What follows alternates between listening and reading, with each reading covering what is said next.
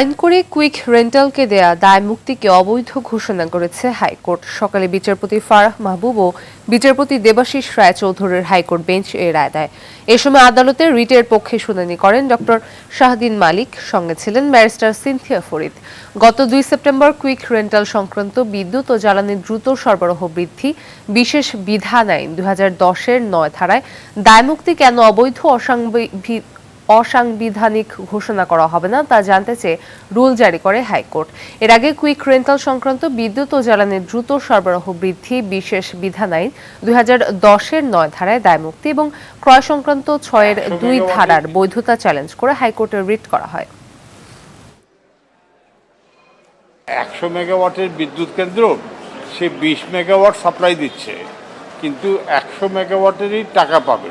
অর্থাৎ এটা লুটপাটের বিশেষ বিধান আইন হয়ে গেছে। এই চুক্তির ব্যাপারে কোনো আদালতে প্রশ্ন করা যাবে না, মামলা তোলা যাবে না, চ্যালেঞ্জ করা যাবে না। আদালত এই ৬-২কে অসাংবিধানিক ঘোষণা করেছেন।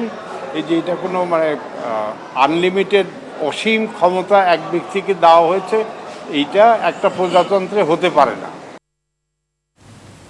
এই মুহূর্তে হাইকোর্ট থেকে সরাসরি যোগ দিচ্ছেন সহকর্মী অধর ইয়াসমিন। অধরা, দায়মুক্তিকে অবৈধ ঘোষণা করে দেয়া রায়ে আদালত কি বলেছে, রায়ের প্রতিক্রিয়ায় আইনজীবীরা কি বলছে, আমাদের জানাবেন।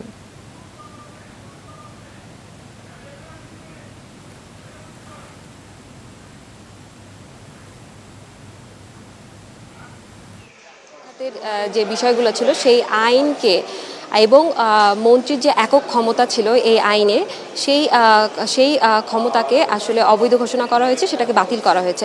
একটু বলতে চাই ফাতিমা, যে ৬-২ ধারা যেটি ছিল সেটা সংবিধানের সাথে সাংঘর্ষিক ছিল বলেও আইনজীবী জানিয়েছেন যে এই ৬-২ ধারাতে যেটা বলা হয়েছিল সেটা হচ্ছে কুইক রেন্টাল যে প্রকল্প সেইটার যে বিধান রয়েছে সেই বিধানে কাউকে প্রশ্ন করা যাবে না।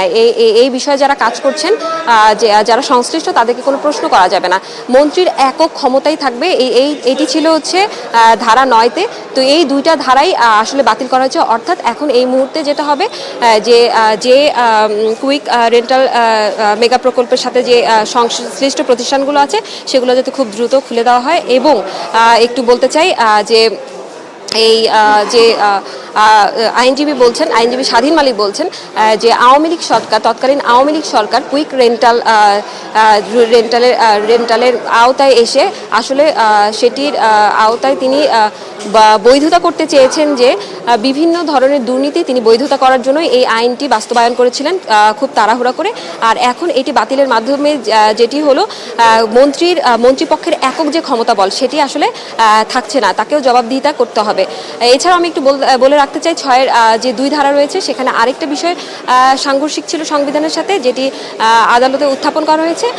সেটি হচ্ছে যে কাউকে এই বিষয় কুইক রেন্টাল রিলেটেড যে বিষয়গুলো রয়েছে সেই বিষয়গুলোতে কাউকে প্রশ্ন করা যাবে না, সেটিও কিন্তু আজকে বাতিল করে দেওয়া হয়েছে। তো ফাতেমা, এই ছিল কুইক রেন্টাল নিয়ে আমার কাছে আজকের সর্বশেষ।